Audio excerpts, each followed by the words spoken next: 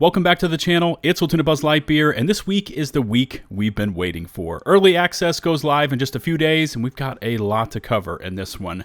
The voice actors behind the mainline Constellation characters have been revealed. There's a new report about the state of the game, and another live-action trailer seems to be in the works.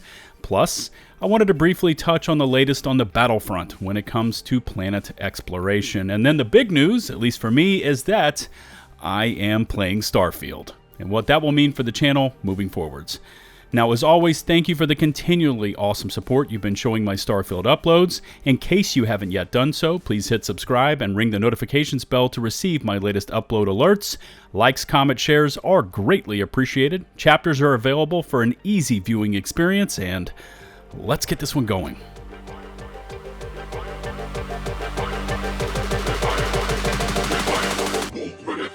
System of failure. Starting this one off is the news that I have received an early review code to Starfield and have begun playing it. And a massive thank you to Bethesda and the rest of the PR team for the nod.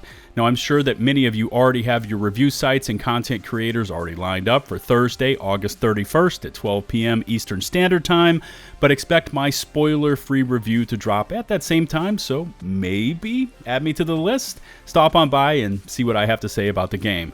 And with this review code, I am obviously now under restrictions for what I can and cannot say about the game because I'm able to now see behind the proverbial curtain. Anyways, I've been grinding like a madman to see as much as possible before the review embargo lifts, and just a quick heads up, asking about the game even in code like, hey Buzz, leave 2 thumbs up to my question if yes, 1 thumbs up if no, won't work, but I do give you an A for effort. Anyways, 12 p.m. Eastern Standard Time, that's noon on August 31st. You're going to get hit with a wide array of early reviews, mine included, and you know the rest. Okay, so now on to the Starfield news, and starting off with this cryptic tweet from actor Stephen Ford. He says, have no idea how I pulled this off. I'm creating a tiny live action thing for Starfield. And then he's come in here with a redaction tool and blacked out all the important information, but it does have the Constellation symbol on it, and the rest of the bottom of this thing is comedic in nature. It says something like distribution authorized to redacted, and the redacted, and then it looks like Bethesda and their contractors to protect publications required for official use or for administration or operational purposes only, and then it says January 1st, 2330, which, by the way, happens to be the year that Starfield's story begins in the game. That's public knowledge. Other requests for this document shall be referred to commanding officer, and then they've tried to redact it, but it says Pete Hines. And of course, the comment section just goes absolutely bonkers with congratulations, and then Ford finishes up with this follow-up statement. Can't say much, but it's coming very soon. Still many ducks to get in a row. This is why our Halo project has been taking a while. So excited that this is happening. Can't wait to share it. Now, who knows what this live-action thing, as he calls it, will look like. I personally really enjoyed the live-action Rocket Man trailer we got to see at Gamescom. Anyways, let me know in the comment section what you think this one's going to look like. Switching gears, and we just received this Insider Gaming article titled, Starfield is Bethesda's least buggiest game to date, say sources.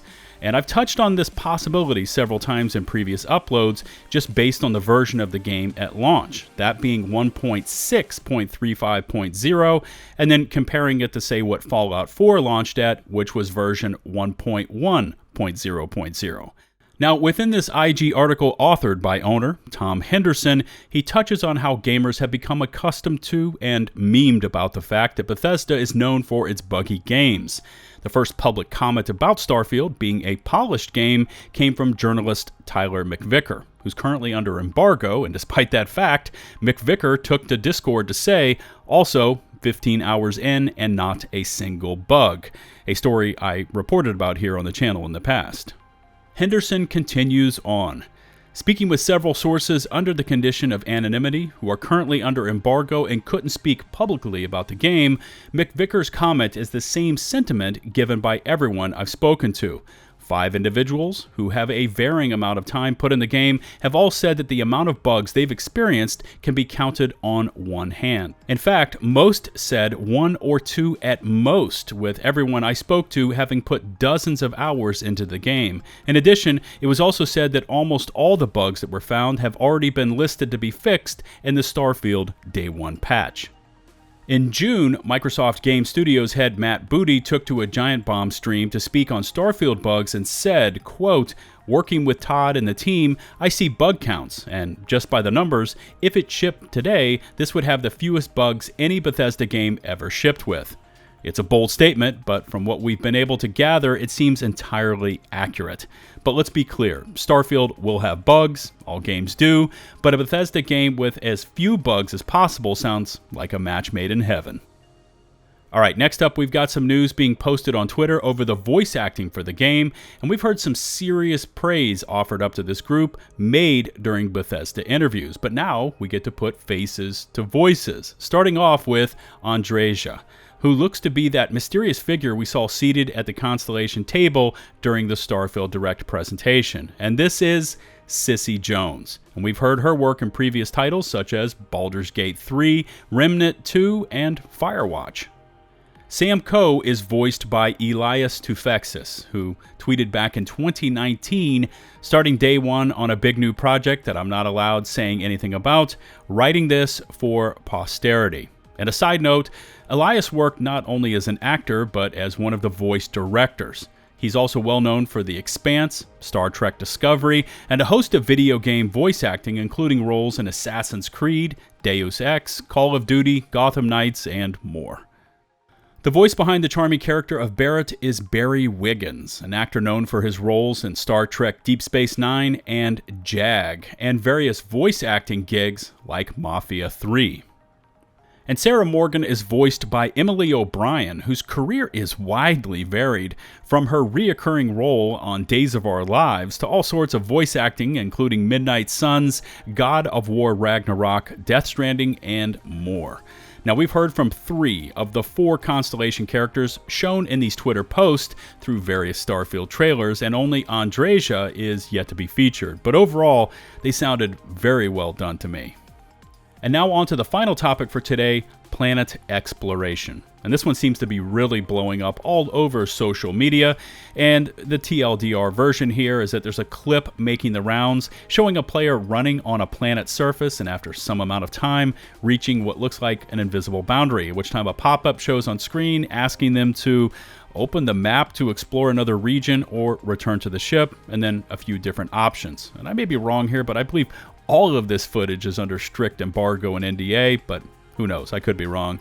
And there's 2 sides to this argument. On one side, you've got statements alluding to Todd Howard and Pete Hines flat out lying to the player base, or at least misleading them into thinking that they could run around the entire planet, which from all of my research, they've never actually said those exact words.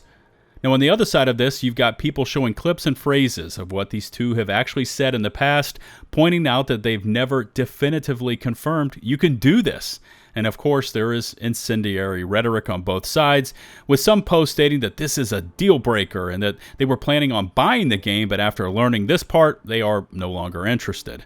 And I'm sure that each and every one of you has thoughts on this, so here's mine. I'm personally not interested in Starfield to be able to, or not be able to, circumnavigate an entire planet on foot. I mean, I tried that diagonal run in Skyrim once. I found it pretty, even picturesque, but overall, quite boring. I play RPGs, and in this case, Bethesda titles, for the quests, the storylines, the expanse of what is offered up, and I've always been one to use and abuse the fast travel system. Once I have areas unlocked and travel points available, I hit those icons and get to the next point where I can begin another adventure. There's also some statements I've seen that these posts don't have the full story, and it will come out once the review embargo is lifted, and I look forward to that, and even trying it out for myself since I'm now playing. And that reminds me, if you have specific questions about Starfield, no matter how big or small, maybe leave me your top 3 in a comment, and I will do my best to see and or test them out for you, and try to include them in my review. Now, there are certain portions of the game that are not allowed to be shown or discussed, so you may have questions you ask that I must ignore, but at least you know why ahead of time.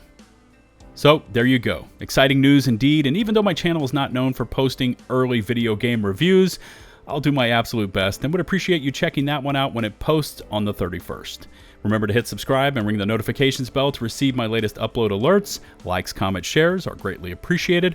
All my socials can be found in the video description below. Shout out to the now 145,000 of you that have stuck with me and hit subscribe, and 150K is rapidly approaching. As always, a special thanks goes out to my patrons and to those of you firing off those awesome YouTube super chats.